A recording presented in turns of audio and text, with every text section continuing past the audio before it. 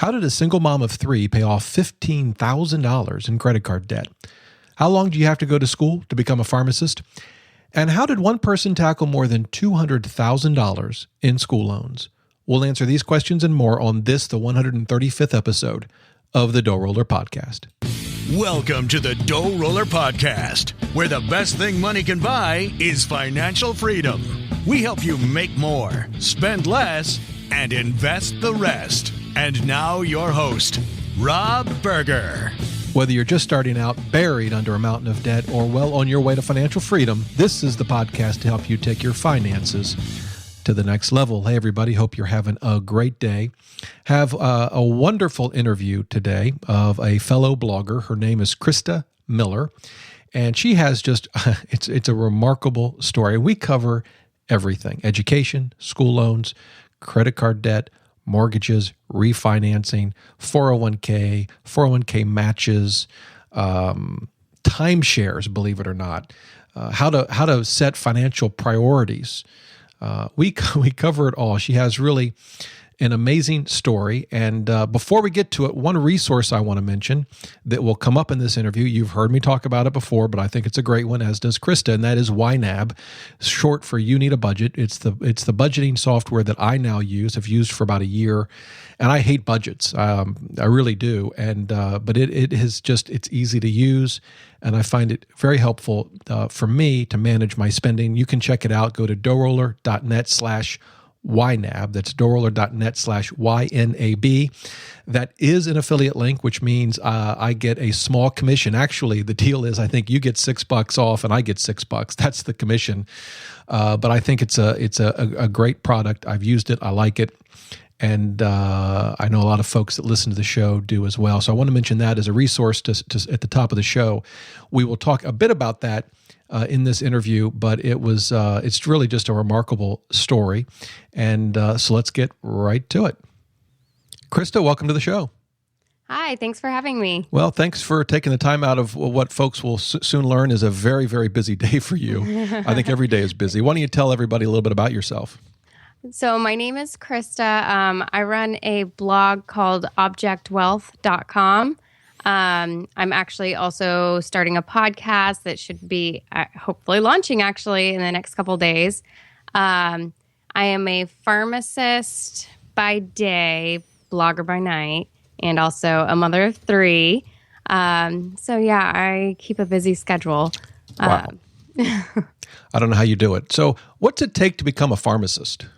It is a doctorate degree, so 8 years of school. Wow. Some people are choosing to do residencies now. I didn't do a residency. I went straight to the hospital after pharmacy school. But yeah, it's a lot of work. And one of the questions I've always wondered, and I assume you guys use computers and all this sort of thing, but how do you keep from giving someone 2 different medications that don't work well together? So I work in the hospital, and that's actually one of our main, that's one of the main things that we do. So retail, it's a lot more of checking medications and dispensing. Ours is a lot of, maintaining patients' orders. So, as you're putting in one order, you're checking it against the patient's profile, looking for drug interactions, but also looking at allergies and things like that. So, some of it's knowledge-based, like, you're putting in a drug that's maybe high risk. And so you just know, okay, I need to look for these certain medications on the profile. Then also the computers help flag. Right. So it's kind of a double check. Yeah. Mm-hmm. Okay. 8 years. That's amazing. So, and they're even doing residency now. So some folks are spending 10 years? Yeah. Mm-hmm. That is unbelievable. What's it cost to do 8 years of school for a degree? It's gotten absolutely ridiculously expensive. My tuition alone for pharmacy school was $100,000. Wow. So that's just tuition. A lot of us are coming out with $200,000 plus in student loans. And it's actually only going up. I graduated 5.5 years ago, I think. And I was just looking online at my pharmacy school's tuition, and I think it's now up to like 120 or 130 for 4 years. And that doesn't include undergrad. That doesn't include undergrad, and that does not include any sorts of cost of living. And pharmacy school it's tough. Like, you're not going to work a lot. You just don't have time. You're studying so much. So you're taking out a lot of student loans just for cost of living. When I'm standing there at the pharmacy to get a prescription, it looks so easy when when you look behind the counter. You think, well, they count out the medicine. How hard can that be? Which, of course, is silly, but that's just incredible. Well, we're going to go ahead. Oh, I was just going to say retail and hospital are two totally different things. Retail is a lot more of that, although it's really the technicians that are counting the medication. The pharmacist is actually the one checking to make sure it's right, checking the prescription to make sure it's right, with what the doctor wants. And then also doing that drug profile, verification, right, checking for interactions. But hospital is a lot different. We do a lot of dosing of medications, like certain medications that have to be adjusted by, kidney function, and certain medications that are like blood thinners, you kind of have to adjust according to patient's lab work.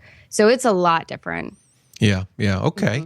Well, let's talk a bit about your blog. I know we got a lot we're going to talk about a lot of things, including student loans. We're going to come back to that. You've got a story there to tell, in debt and even divorce we're going to talk about. But let's start with your blog. Why did you start it? Well, basically, it's actually since my divorce, I was deciding, I needed to get out of debt.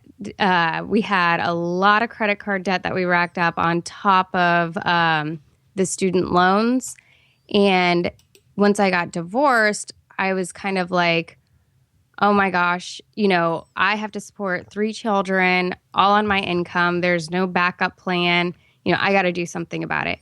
But I just wasn't, I wasn't getting like this, I just wasn't going very far with it. I still wasn't budgeting very well. I wasn't getting further into debt or anything like that. But the only time I really, really could pay anything off was if I like got my tax return, and then I'd like throw that at, credit cards or something like that. But I just wasn't making much progress. And, one of my best friends, she became like this super frugal, super like early retirement, like Mr. Money Mustache type thing. And, so we started talking about personal finance all the time, and we were reading people's blogs. And so, I was like, I should do this. I want to start a blog. That way it, holds myself accountable and just really get on a budget and get going. And it's really helped. Like, I mean, it's like night and day. Once I really set my mind to it, I paid off my credit card debt. The remainder, when I got divorced, I owed like what I took from the divorce was like $15,000 in credit card debt.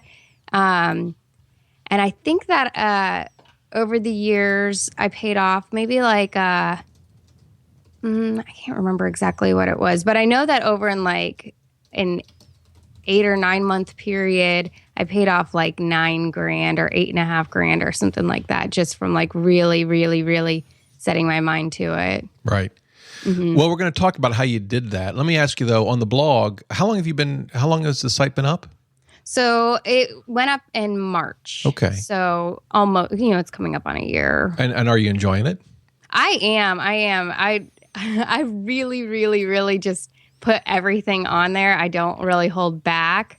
But I think that it's really helping some people, even, just some of my friends or, people that, maybe learned about the blog from Facebook. They sent me emails or they called me and told me, you've really encouraged me to, start working on my credit card debt and, basically thanking me, for putting it out there, because people don't talk about that stuff. And you assume, maybe you look at my life and you're like, she's a pharmacist, she's making 6 figures, she's, probably has so much money, but people are in debt, Right. And so you just don't know what's going on with people. And so I think it can be encouraging when you put it out there, and it just helps people know that, you're not alone with it. Right. Sure. Do you have any plans to make money from the blog? I hope so one day. Right. I did just recently start like a resource page that has some of, it does have some affiliate links and stuff like that, but I don't really have, I'm not so sure about putting ads on the site. I don't really like the look of it. I know that that's a big way that people make money, but I would at least really like to cover costs eventually. Yeah. But the crazy thing about blogging is, at least it was for me when I started mine, is you know that they can make money. You know that some people make a lot of money. But when you're just starting out, it's all still very much a mystery. And at least for me, I didn't get a whole lot of visitors and I didn't make much. But then if you keep at it and you keep learning and you keep, putting out good content, eventually you hit a tipping point and it'll take you by surprise. yeah. And, you'll go from making nothing to maybe a couple $100 a month or whatever, and, enough to maybe even make a car payment or something. And Yeah, I was going to say enough, hopefully, to throw out some student loans. Right. So one of the things you do on your blog that I've never had the courage to do is you actually share your net worth. Yes, I do. How did that come about? So I'm super obsessed with J Money, as he found out at FinCon. Yeah. And so, I read Budgets Are Sexy, and he has the other site, Rockstar Finance. And on Rockstar Finance, there's a page that's all about bloggers' net worths. So he'll have a list of net worths, and it's according to like best to worst, and when I first started it, I was like, oh, I'm gonna have everybody beat for the worst net worth.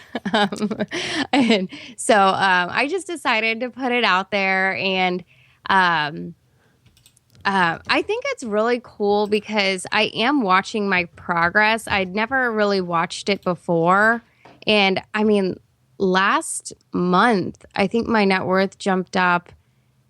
Probably like $5,000 or something like that, which is huge when you look at it that way. Because sometimes when you look at, I still have $200,000 in student loan debt, and it's such a hard number to think about.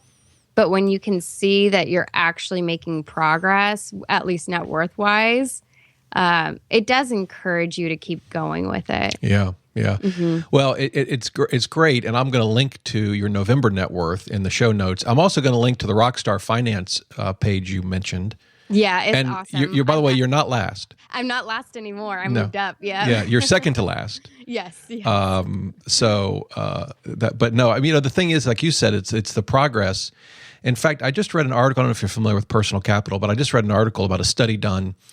And it was specific to personal capital. Basically, the theory of the study was, if you track your progress, you track your net worth, you track your investments, you will tend to save more and make better progress than if you don't track it.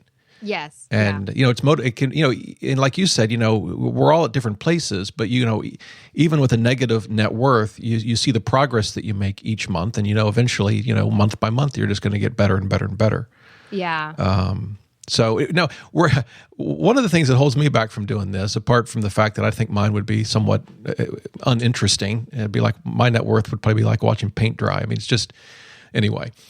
Is friends and family coming to the site and seeing it? How have you dealt with that? Or you just yeah they do, and that's okay. And well, a lot of my friends are my coworkers. I don't know how people make friends with people that are not your coworkers. I really don't know how you do that. But yeah, so all of my friends are my coworkers, and they're all kind of in the same boat, Not all of them. A couple, it was tough for me. I took out, well, a lot of people took out as much student loans as me, but I did have, a child to support at the time. And, but a lot of them are in the same boat, but they're also not actively trying to get out of it. They just took out like 25-year repayment programs and, just kind of put it in the back of their mind. So they're kind of all in the same boat as me.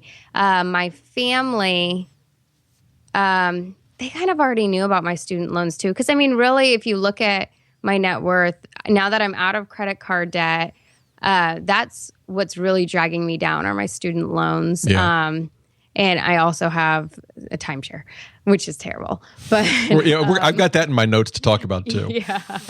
But besides, so it's those two things. And I mean, it's really become this expected thing for people that, are doctors, pharmacists, lawyers. We all have, coming out of school, these like terrible net worths because our student loans are insane. Yeah. Yeah. So, yeah, my net worth when I graduated from law school, now this was in 1992, but in today's dollars, I was probably worse off. I mean, it was probably a negative in today's dollars, 150 to 200,000. Yeah. Yeah. Of course, I graduated eons ago, but when you graduate, when you go to school, in your case, 8 years, my case, 7 years, and I paid for a lot of my college, with money I already had, but then had to go into debt. It's easy to rack up a lot of debt. So, and we're going to talk about school loans, but before we move off the blog, tell us about the podcast that you're going to launch and when you're going to launch it. Okay, so my podcast is going to be the Object Wealth Podcast, and basically, my goal of the podcast is to interview other personal finance bloggers just to get like their stories. Because I think, so many of us have such interesting stories. It's, mine a lot is a student loan type story. But other people have gotten themselves out of, massive credit card debt. Other people write about, being a single mom and trying to make it work on a single mom income. And then I also have expert interviews throughout, just your typical things about, life insurance or, 401ks and, things like that. But really, it's really about the stories. Right. I really, really, I just feel like we can learn so much from each other. And when will you launch it? Well, I'm hoping all things go well tomorrow. Oh, okay. Well, then it'll be live before I publish this interview, so I'll leave a link to it in the show notes. That's great. And and you mentioned stories, so let's talk about yours. And let's start with the divorce and kind of the thing that would be interesting to me, and this is something that I know you write about on your blog, but is the finances of it. For example, how much does it cost to get a divorce? Oh, actually, it was financially speaking, strictly financially speaking, the divorce was the best thing for me. Our divorce was super cheap because we had, an amicable divorce. We used the same attorney. It's an attorney that specializes in amicable divorces, so we didn't have to fight anything out. It was all through mediation, and I paid for all the attorney fees, which I can't remember exactly what it was, but all in all, it was relatively cheap. But for many people, a divorce ends up being a financial hardship. Now, for me, my ex-husband was a big spender. And so after, getting divorced and just being able to take control of the finances completely, it became so much easier. Okay. It's so much easier, which was kind of shocking because then all of a sudden, I'm paying, all this money for daycare and all this, extra expenses. But it just still ended up being so much cheaper. Yeah. What does daycare cost? Let me see. At the time, it was $150 for my youngest and probably about $100 for my middle kid. So that's like $350 a week. Wow. Yeah, that is expensive. Yeah, and that's not even as bad as some people have it because, they were a little bit older. Once you're talking about like baby rooms and stuff like that, then you're talking about maybe even like $200 a week. So wow. I don't know how people do it. How old are your children? I have a 4-year-old boy, a 6-year-old boy, and a 16-year-old girl. Wow. Does she help? Oh, yeah. She Okay. is awesome. Good. So after the divorce, you mentioned you had credit card debt, I think around $15,000? Yes. What other debt did you have? So there was the credit card debt. There was the timeshare. and the student loans. I think when I got divorced, I probably had maybe 5 months left of a car payment. But, so that was kind of quickly paid off. I don't even think I took the whole 5 months. I think I just ended up paying it fast. So I've had no car loan for years. So that's nice. That's great. Well, let's kind of talk about each of them. The timeshare. What were you guys thinking there? Oh my gosh. I don't know what we were thinking. So the timeshare anyway, by the way, you live in Florida, right? Yes. I mean, you don't need a vacation, do you? I mean, you live where everyone wants to vacation. Well, the timeshare is actually 20 minutes from my house. The reason why we got it is the place, it's a really, really nice facility. It used to be called the Ron John's Resort. They were recently bought out. But if you purchase a timeshare, you can become a member and use the facility all year long. So, I don't have a swimming pool, so it was a nice way to take my kids out to the pool. And, they have the lazy river and all that type of stuff. So it was more just something fun for us to do with the kids. Not really thinking about that it's something, $150 a month for 10 years, and that's a big commitment. And I would not have done it if it wasn't for it being close by and using the facility. And of course, I never actually stay there. We do the trade-in and stuff like that. Okay. Do you still have it? Yeah, I do. I can't get out of it. You can't sell it to somebody? No. Timeshares, they're so flooded. You basically have to give them away because that's what people are doing because they don't want to pay, there's the annual maintenance fee, and people that aren't using it, they want to get out of that annual maintenance fee. So they sell them on eBay for $1. Oh my word. I saw my exact unit on eBay sell for $1,000, which is the most I've seen it sell for. But after 10 years, do you get out of it? Well, after 10 years, it would be paid off, and I could sell it then for nothing and recoup nothing. But I actually do use the vacations with my kids. So once it's paid off, it's kind of worth it because then I'm just paying, since I'm not going to make any of the money back, it's not like I can sell it for $10,000 or anything. Yeah. So once it's paid off, then it's only going to cost me $300 or $400 a year for maintenance fees. And that is a lot cheaper than, if we do a week, vacation at a resort somewhere. Right. So, okay. Yeah, I've just I even try to do, sometimes they'll do a buyback program, the timeshare companies do, and they don't do that. I can't get out of it. I can't figure it out. Okay. Well, let's talk about something you were able to get out of, and that's credit card debt. And I saw an article that you recently published. You wrote this. You said, it had taken me 2 years after my divorce to pay off the first $4,500 and just 8 months to pay off the rest of the $15,000. This was all because I developed a strategy and got on a budget and worked an insane amount of overtime. Yes. So tell us your strategy.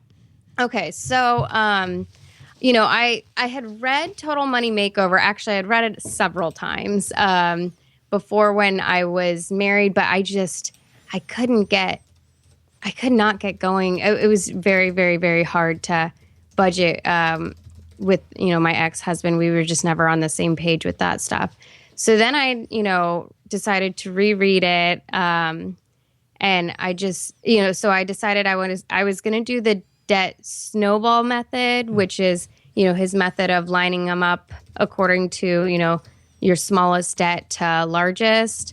But then I kind of rearranged some things because some of them had really high interest rates. So if there was, I think there was 2 credit cards that, were kind of close in the amount of debt that I owed, but I ended up paying the larger one off first just because it had the higher interest rate.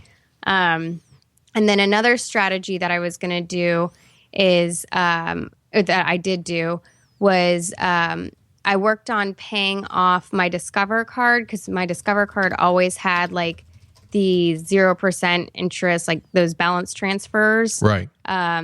So I went ahead and I, paid off my Discover card, and then I transferred one of my higher balances over there and just I think it was like an 18-month. I Right. had like 18 months to pay it off, but I, wanted to be definitely sure. So I divided up the amount that I owed by 12 months, and just every month, that automatically got sent there.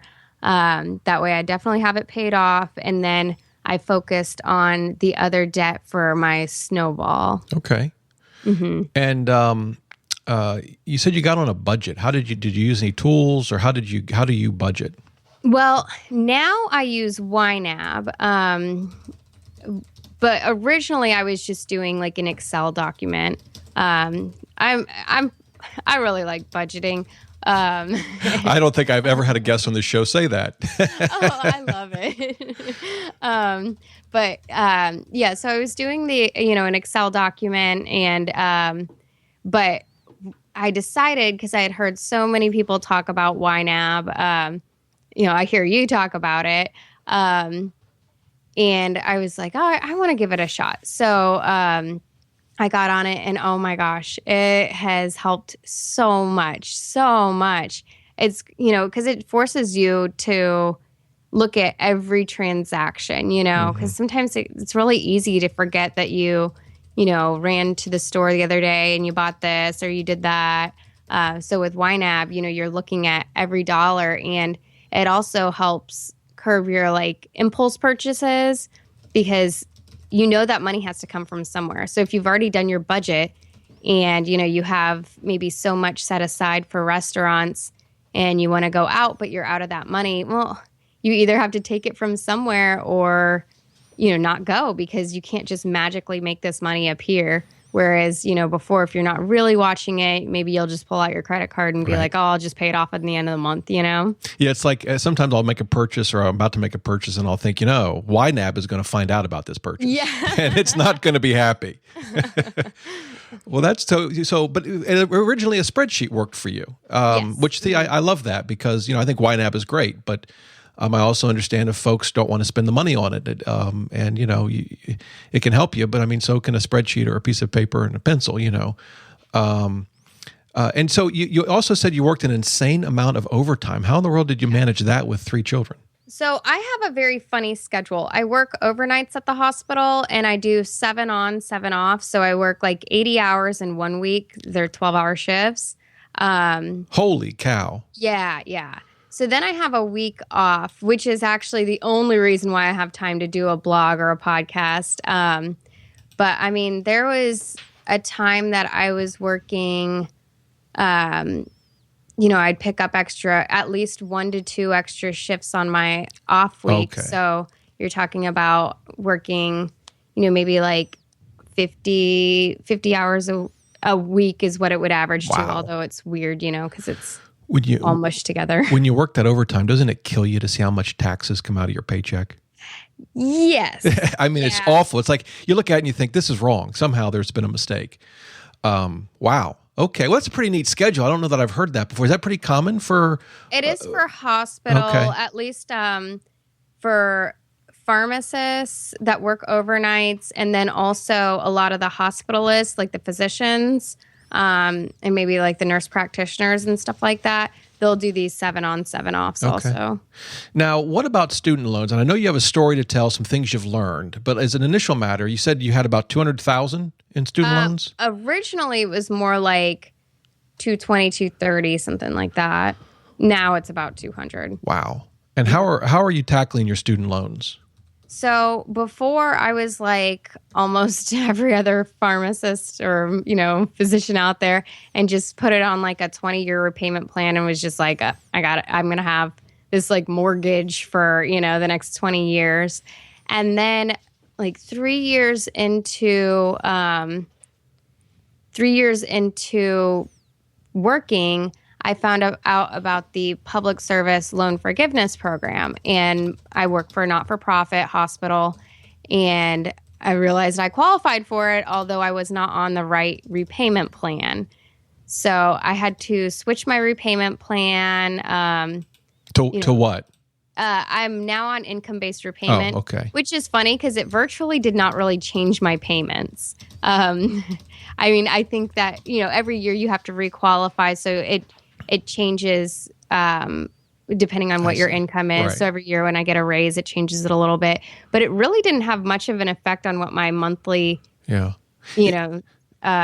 but it now qualifies me to do the public service loan forgiveness. And how's that work? Is it after 10 years it's forgiven? It's after 10 years, you have to be on the, you have to have the right type of student loans, the right repayment plan, and work at the right not-for-profit or, also for the government type job.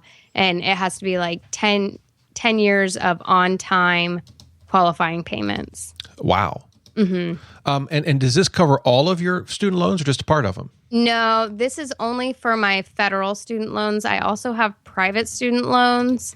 So those and with those, I think I owe about like 40 grand on. So that I'm just going to have to tackle on my own. Right. And so when is your 10 years up? I have about 7 years left. I bet you can't wait. Oh my gosh, that's going to be crazy. I mean, it'll be just a huge burden lifted.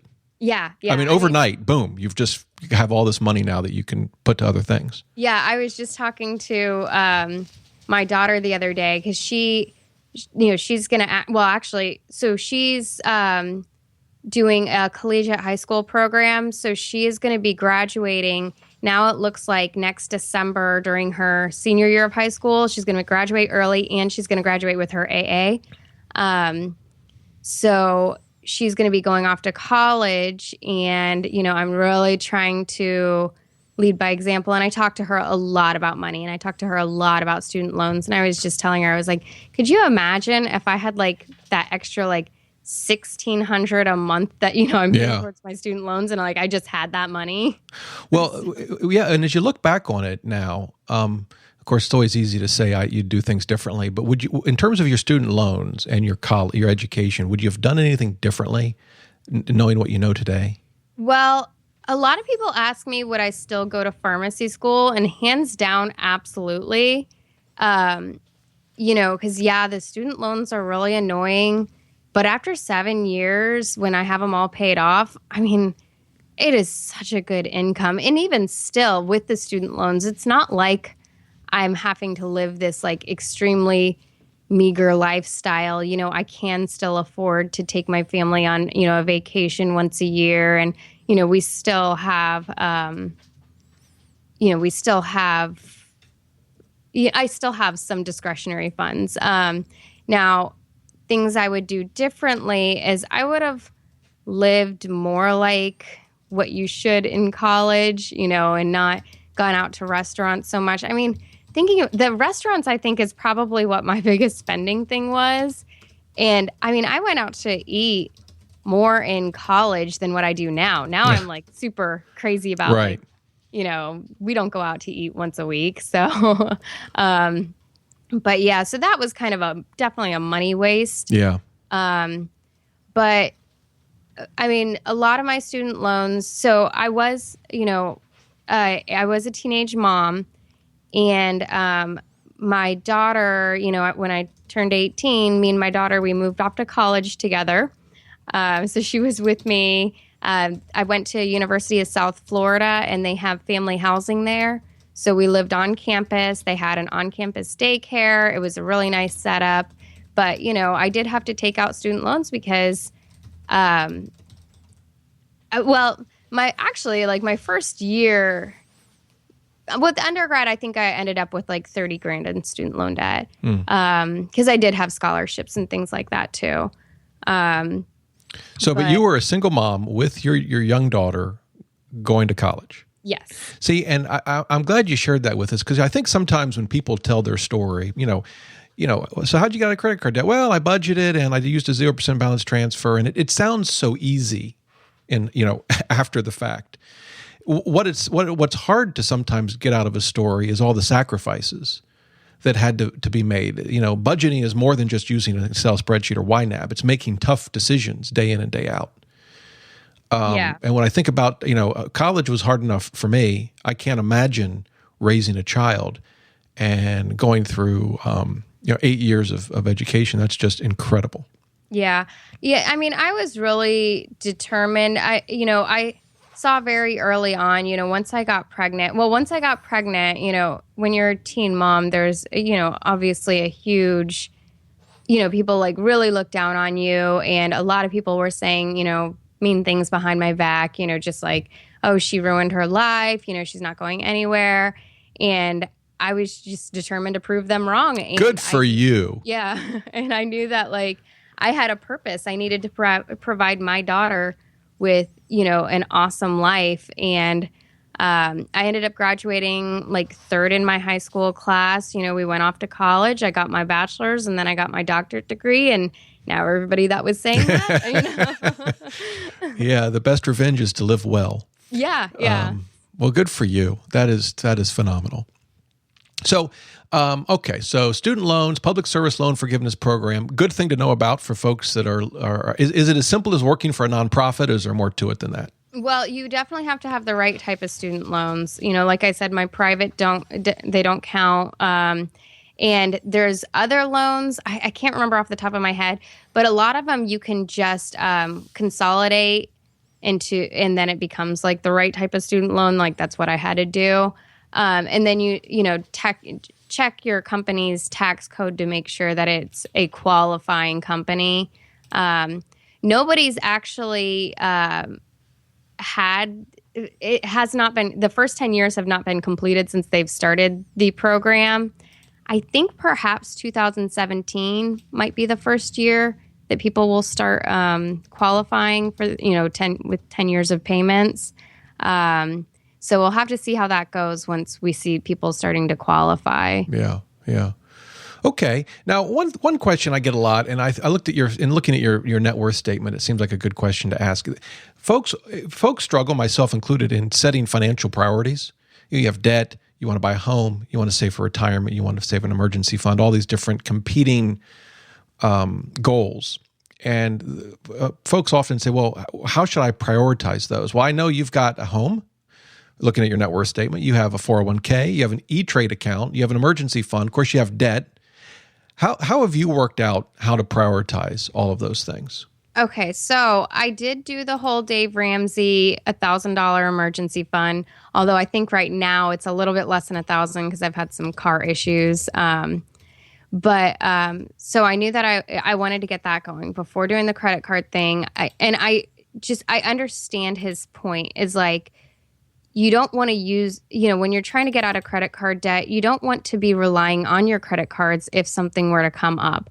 So just having that $1,000 set aside, and that way, if I do have, some big car problem or, some other emergency comes up, you have that money. So you're not just going straight for the credit card. Right. So I knew I wanted to do that. And I also needed to... I needed to start hitting my match for my 401k. Okay.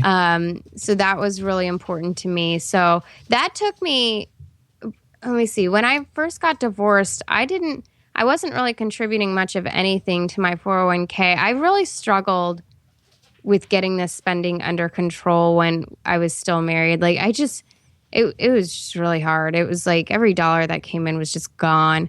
But as soon as I got divorced, I started slowly like upping my contributions to my 401k because I knew I wanted to hit that match. So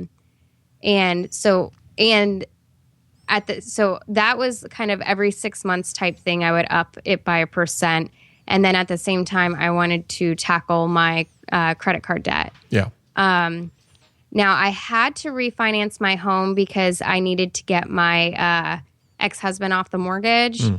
And I, was looking in, do I want to do a 15-year or a 30-year? And I realized a 15-year was going to cost me like an extra $125 a month from what I was paying now. So I'm like, I'm doing a 15-year. That's crazy. Good for you. Yeah, so I'm on a 15-year. And now that I've had my credit cards paid off, I'm really focusing. So everything else that I have is really low interest. All my other debt is really low interest. Like, so my federal student loans, I mean, that's a little bit higher, but since those will go into the public service loan forgiveness, right, there's not much point in paying extra on that. No. but my private student loans are at like 3.25%, and that's fixed. So although I'm not going to take, the full time to pay it off, I do want to pay them off early. I'm actually making, if you look at my net worth, if you're thinking about it in net worth, I'm making a lot more money by contributing to my 401k. So I wanted to max out, like that's my newest thing right now, is getting to hit like the actual max for, 401k contributions. Although I've recently found out that my company, I can't actually hit this max. There's something about this high earner thing where, because you're supposed to be able to put in like $17,500 a year. Right. And at our company, you can only kind of do about $16,500. Huh. I've never heard of that before. Yeah, it's this very weird thing. I'm going to write a blog post about it because I just could not find a lot of information about this. Yeah. I was like, this is so weird. So yeah, I'm about ready to get a raise at work, which is awesome, but that's going straight to 401k. Yep. So I do get this question a lot on pretty much every net worth post that I put out, where people are like, why are you contributing so much to your 401k when you have all this student loan debt? Mm-hmm. Well, when you're talking about an interest rate of 3.25, and I mean, I make more off what my employer contributions are than what even the interest that I make monthly. I think, to me, that's a no-brainer. Yeah. But I get that question every time I put out a net worth statement. One concept that I hadn't thought of it this way, but the folks at iQuantify, they were at FinCon. I don't know if you met them. You were at FinCon, right? Yes, I was. Mm-hmm. Yeah. Although I don't know that we had a chance to talk, but in any event, they talk about debt. They say they don't see debt. So iQuantify is an online sort of financial planning tool, and they were saying they don't see debt as getting out of debt as a goal, which I thought was interesting. I always viewed it as a goal. You want to get rid of your credit card debt, but rather they see it as an obstacle to your goals. So your goals are save for retirement, save an emergency fund, save for college, save for a home, whatever. And debt is just an obstacle to those goals. And if you think of it that way, in your case, you've been able to minimize that obstacle by refinancing, by converting to the program for federal student loans, all that sort of thing. And so when you've got the 401k match, boy, I don't know how you'd pass that up. So yeah, exactly. And I mean, also, once you're, I get taxed at a very, very high rate because of my income. And so 401k contributions, that really helps with taxes. Absolutely. So yeah, I mean, basically, so prioritizing, I knew I wanted my emergency fund and I knew I wanted to get out of credit card debt. But at the same time, slow going at first with contributing to my 401k because I did want to start hitting that match. But now that I'm out of, the credit card debt, focusing on, maxing out my 401k, at least as much max that I can get. And then I'm going to just start. Right now, I would say that I throw about $500 a month to whatever debt that I'm currently working on. And what debt is that now? So right now I have a small student loan that I'm almost done with that has like... I see it there. Yeah. Yeah. As of my last net worth, what was it at? $11.79. Yeah. So I'm throwing money at that. Then after that, we'll be throwing money at the timeshare. I like how you describe the timeshare, and I'll just let people go to your net worth statement to see how you do that, but it's very creative. Yeah, I try and tell everyone, I'm like, do not get into a timeshare. It's just, it's so horrible. Where do you keep your emergency fund? I always like that to ask people this. I just have that in a savings account. Okay. So once I have like an actual like 6-month emergency fund, which I'm probably not going to be able to work on that until probably not until after my private student loans are paid off. So once I do that, then I'll, probably have it in like an index fund, Vanguard or something like that. Right. Just so that it's not sitting in a savings, because most likely I'll never really have to touch a 6-month emergency fund. Yeah. What's up with the E-Trade account? Oh, that was just more, I just knew nothing about the stock market whatsoever. So that was just more like, let me see what this is like, and it was like, I worked some overtime shifts and had some extra money, which I know I could have, threw at debt. But I just wanted to, I'm not actually like contributing extra to it. It was just more like, let me see what this is like. Let me see, what it's like to actually buy a stock. And it's not something that I would continue doing in the future. I'll focus more on like index funds and stuff like that. But that was more like, let me just experiment and see what this is like. Okay. Mm-hmm. Do you know off the top of your head your asset allocation for your 401k? Actually, I have a company called Bloom, that's Bloom, that manages it. Huh. I don't know if you've heard of them. They're a newer company, but they have won some awards. And I pay $10 a month, but if your 401k is less than mine, I forget what it is, then it's like $5 a month.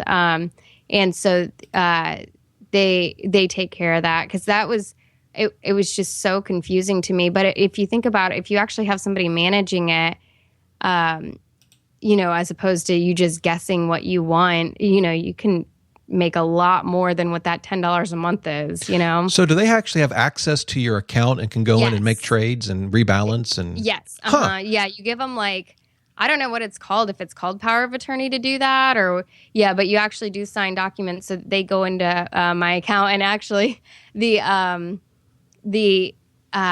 one of the founders, he emailed me, because I got in with the company pretty early on. And he was, he actually emailed me and told me, he was like, your asset allocation is actually better than what a lot of, companies or people have set up. Because, that is one thing that I've heard, is that a lot of people have like horrible asset allocation. Where is your 401k with? Is it like with Fidelity or? Milliman is the company, but I know that a lot of I think a very large percent of mine is in a Vanguard index fund. So Milliman is like the overall company. Yeah, the administrator. Yeah. I guess that's the word. But I know that when Bloom came in and took over, where my asset allocation is, I know now a large percent of it is a Vanguard index fund. I'm not sure which one exactly, but... Well, I'm definitely going to have to check that out. That's a new one to me. Yeah, because it's one of the problems, and this is something that I've been trying to think through is, there's those robo-advisors like Betterment or Wealthfront or Future Advisor. They can't handle 401ks. And so that's one of the things that have kind of kept me away from them. Because I wasn't just sure how helpful it'd be if they could only help me with part of my investments. But although Future Advisor can handle some 401ks, but interesting. Okay, well that'll be a new one for me to check out. So switching topics completely, you have a post about what Game of Thrones can teach you about personal finance. Now, I have not read your article, nor have I ever seen an episode of Game of Thrones, which I don't know, maybe I'm the only one who's never seen Game of Thrones. Is it a show worth watching, and what in the world can it teach us about money?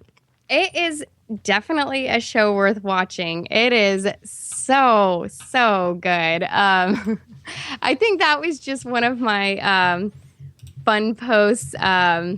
I really like doing just, some like silly posts. Like I think I also had one about a post about Eric Northman of True Blood. See, right now I have no idea what you're talking about. No clue.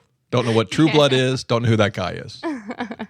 But no, so I'm pulling up that post right now, the Game of Thrones post. Well, I can link to it. I'll link to it in the show notes, but...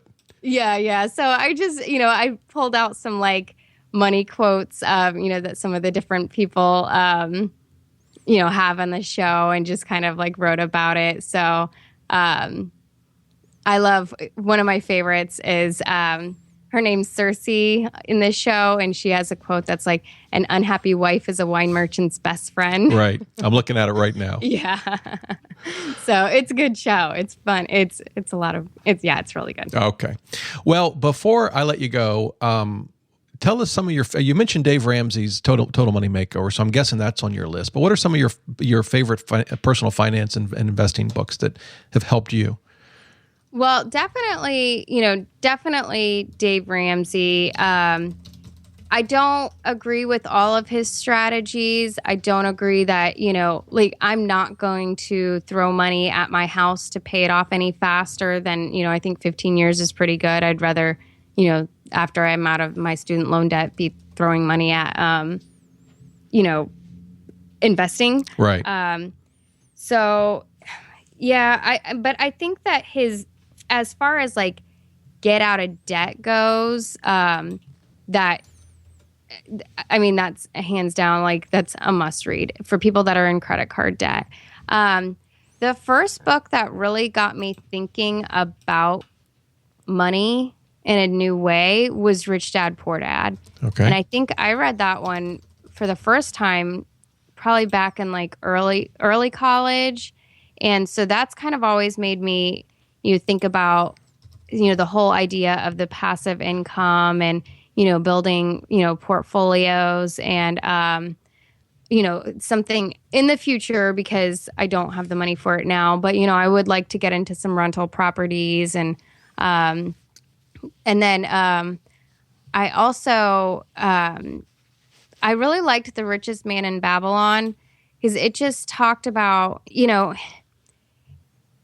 talks about, it's kind of a weird read, it's like this, I don't know if you've ever read it before, but it's like in this old timey type language, but it's just stories about basically, like pay yourself first, invest your money. And, it's just good, basic finance lessons, but just stuff that not everybody really thinks about. Like a lot of people don't pay themselves first. They don't, meaning like, when you get your paycheck, okay, let me pay all my bills first and then see what I have left over, instead of looking at it the other way around, be like, okay, this is how much money I'm investing this month. And then let's see what, we can do bills wise and discretionary funds and stuff like that. Right. Mm-hmm. Yeah, those are all three good books. Okay. Well, I really appreciate you sharing your story with us. It sounds like you're doing fantastic. You've really, boy, talk about inspiration. The things you've had to work through, and it just is amazing. Looking forward to the podcast. I hope it goes well for you. I'll certainly link to it. It sounds like it'll be out by the time I publish this interview, so I'll be happy to link to that, and best of luck with it and everything else. Well, thank you very much. I'm so happy that I was able to come on. Well, I appreciate it. Thanks so much. All right. Well, what a remarkable story. It just, it just amazed me after the interview with Christa. Everything she's accomplished, the struggles she went through, but how she just, never gave up, kept going, continues to keep making great progress, is raising 3 children as a single mom. I know my mom did that. My mom raised the 3 of us for a good part of the time as a single mom. So I know, at least from the child's perspective, how tough that can be. But it sounds like Christa is doing a fabulous job. We mentioned a lot of resources. I will have all of those in the show notes. Just go to DoughRoller.net/podcast135. It'll redirect you to the show notes for this episode. You can see all of the resources that I've linked to, including Christa's site and other things, so you can check those out. And again, Christa, a big thank you for coming on the show from what is apparently just an incredibly busy schedule that you have. I don't know how you do it. For everybody else, if you have any questions for Christa, well, you can reach her directly at objectwealth.com. Feel free to shoot me an email with questions, topics, anything. I read every email. I respond to every email. You can reach me at dr, as in DoughRoller, right? dr@DoughRoller.net. Would love to hear from you. Until next time, remember, the best thing money can buy is financial freedom.